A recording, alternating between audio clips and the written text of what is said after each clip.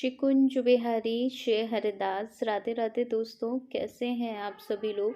I hope सब अच्छे ही होंगे। देखिए, अभी तक आपने कृषु के चैनल को सब्सक्राइब नहीं किया है तो प्लीज़ लाला के चैनल को सब्सक्राइब कर लीजिए, बेल आइकन भी प्रेस कर लीजिए, जिससे लाला के जो भी न्यू वीडियोस होंगे उसके नोटिफिकेशन आपको इजीली मिल सके। तो आज का जो हमारा वीडियो है, एक बहुत प्यारे लल्ला है जिन्होंने लाइव सेशन में एक क्वेश्चन पूछा था, बर्तन के ऊपर पूछा था कि दी लाला को हम कौन कौन से बर्तनों में भोग लगा सकते हैं और कौन कौन से ऐसे बर्तन हैं जिसमें हम भोग नहीं लगा सकते।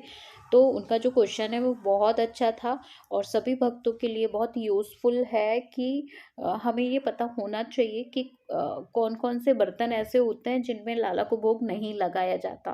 तो चलिए, सबसे पहले तो हम ये जान लेते हैं कि ऐसे कौन कौन से बर्तन हैं जिनमें लाला का भोग लगाना बहुत अच्छा माना जाता है और हमारे कन्हैया जिन बर्तनों में भोग प्रसादी पाते हैं।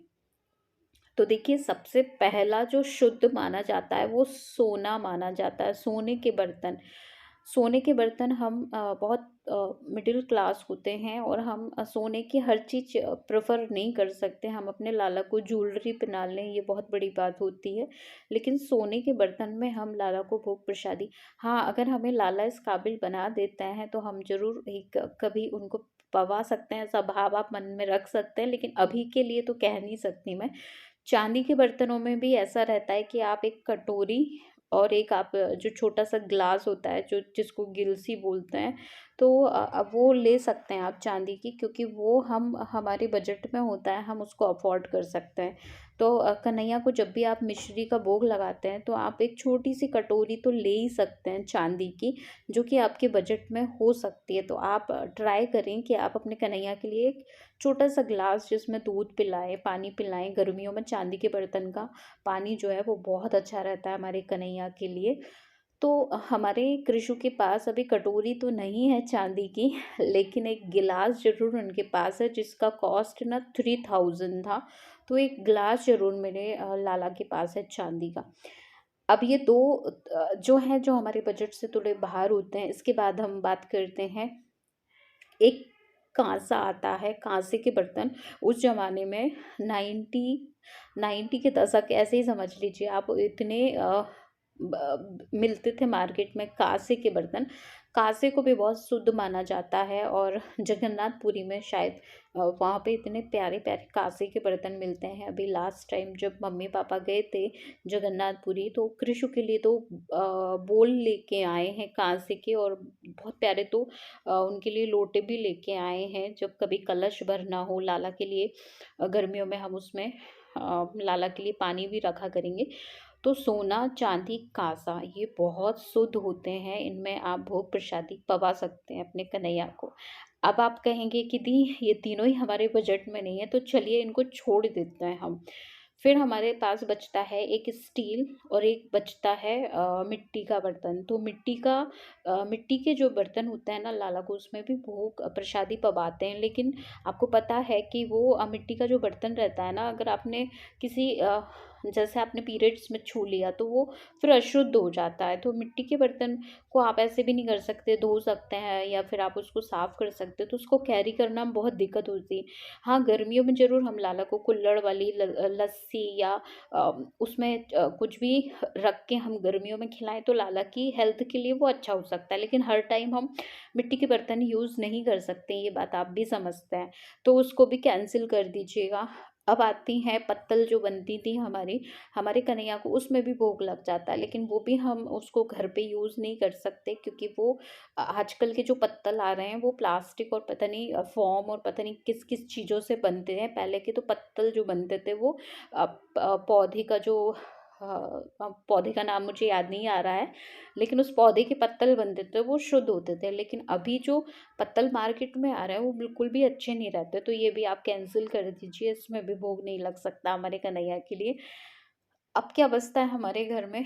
अब हमारे घर में बचते हैं स्टील के बर्तन। तो अब जो है हमारे पास कोई ऑप्शन नहीं रहता है अब हमारे पास बस एक स्टील बचा है जिसमें आप अपने कन्हैया को भोग प्रसादी पवा सकते हैं। स्टील के बर्तन को बहुत शुद्ध नहीं माना जाता, लेकिन बहुत अशुद्ध भी नहीं माना जाता है। तो अगर देखिए हम नहीं अफोर्ड कर सकते हैं, और देखिए सभी क्लास के वक्त जो है इस वीडियो को देख रहे होंगे, मैं ऐसा नहीं कह रही हूँ कि क्लास कहना मुझे खुद भी अच्छा नहीं लग रहा है, बट देखिए वो भक्त भी वीडियो देख रहे होंगे जो अफोर्ड कर सकते हैं। अगर अफोर्ड कर सकते हैं तो लाला के लिए एक दो चांदी की आप गिलास या कटोरी तो एटलीस्ट ले ही सकते हैं।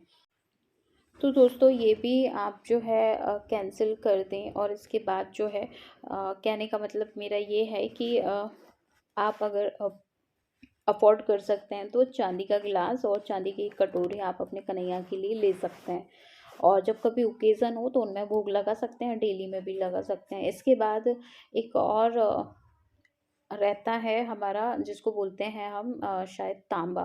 तांबे सॉरी, तांबा नहीं, पीतल। पीतल के बर्तनों का मुझे कंफर्म नहीं है, वैसे पीतल के बर्तनों में भोग लग जाता है। पीतल शायद कुछ रिएक्ट नहीं करता है, इसलिए जहाँ तक मुझे लगता है पीतल के बर्तनों में भोग लग जाता है। लेकिन आप हो सके तो अवॉइड ही करिए पीतल के बर्तन भी, क्योंकि अभी मैंने इससे पहले जिन जिन बर्तनों के बारे में बताया उनमें भोग लगाइए। मुझे थोड़ा सा तांबे का तो मुझे कंफर्म है, तांबे में कभी भी भोग नहीं लगता है, लेकिन पीतल में मुझे डाउट है, इसलिए मैं इसको ना इस वाले पार्ट में रखती हूँ कि किन किन बर्तनों में भोग नहीं लगाना चाहिए हमें। तो अभी जो मैं आपसे डिस्कस कर रही हूँ ना, वो ये टॉपिक डिस्कस कर रही हूँ कि ऐसे कौन से बर्तन हैं जिनमें भोग नहीं लगाना चाहिए। तो देखिए मैंने पहले ही बोल दिया, मुझे अभी उतना नॉलेज नहीं है तांबे के बारे में। तांबे के बारे में तो है, तांबे में तो भोग नहीं लगाना, आपको बिल्कुल भी नहीं लगाना है, क्योंकि तांबा में जब आप दूध या कुछ भी भोग प्रसादी रखेंगे तो तांबा जो है रिएक्ट करेगा और वो उस भोग प्रसादी को ना जहर बना देता है। तो तांबा बिल्कुल आप कभी भी लाला के लिए यूज़ ना करें। कोई भी कांच का बर्तन है, बहुत सारे भक्तों को कभी जैसे पता नहीं चलता, मुझे भी पहले पता नहीं चलता था जब हमारे घर में कृषु नहीं थे, इससे पहले पता नहीं चलता था, तो कभी हम कांच की कटोरी में खीर खिला देते थे हमारे घर पे जो बाकी जो भगवान जी हैं उनको। बट जैसे जैसे पता चला तो हटा दी उस चीज़ को कि कांच और फाइबर, कांच में भी आप भोग नहीं लगा सकते कन्हैया को, और फाइबर में तो बिल्कुल भी आपको भोग नहीं लगाना है। फाइबर का तो हमारे गुरुजन खुद के खाने के लिए भी मना करते हैं। वो इसलिए करते हैं कि जब गरम गरम खाना आप फाइबर पे डालते हैं तो वो रिएक्ट करता है, जो कि हमारी हेल्थ के लिए अच्छा नहीं होता है। प्लास्टिक में भोग नहीं लगाना है, कांच में भोग नहीं लगाना है, लाला को तांबे में भोग नहीं लगाना है आपको। और किसी भी जो जो मैंने बताई है उनको छोड़ के जो भी चीज़ दुनिया में बन रही है उनमें से किसी भी बर्तन में आपको जो है भोग नहीं लगाना है। जिसमें से जो बहुत ज़्यादा इम्पोर्टेंट है वो मैंने बता दिया। तांबे को तो आप बिल्कुल भी लाला के उसमें यूज़ ना लें भोग प्रसादी में। बस तांबे का जो पानी रहता है गर्मियों में वो आप अपने कन्हैया को पिला सकते हैं। रात को हमारे गुरुजन भी कहते हैं तांबे का पानी बहुत हेल्थ के लिए अच्छा रहता है, लेकिन तांबे के बर्तनों का कुछ भोग प्रसादी वो जहर बन जाता है। तो तांबे का पानी गर्मियों में ज़रूर आप अपने कन्हैया को पिला सकते हैं। रात को भर के रख दें, सुबह आप उसको पिला दें, या खुद के हेल्थ के लिए अच्छा रहता है। कन्हैया के लिए तो मुझे नहीं पता, कन्हैया के लिए तो हमारे सोने या चांदी के बर्तनों का ही ज़्यादा बोला जाता है, और बाकी नॉर्मल हमारे घर में जो स्टील होता है। अ, बस दोस्तों इतना ही मेरे पास था जिसमें मैंने आपको बताया कि किन बर्तनों में भोग लगना, किन में नहीं लगना। आई होप आपको अच्छा लगा होगा, और हम मिलेंगे अब लल्ला के नेक्स्ट वीडियो में। तब तक सबको शिकुंज बिहारी, श्री हरिदास, राधे राधे।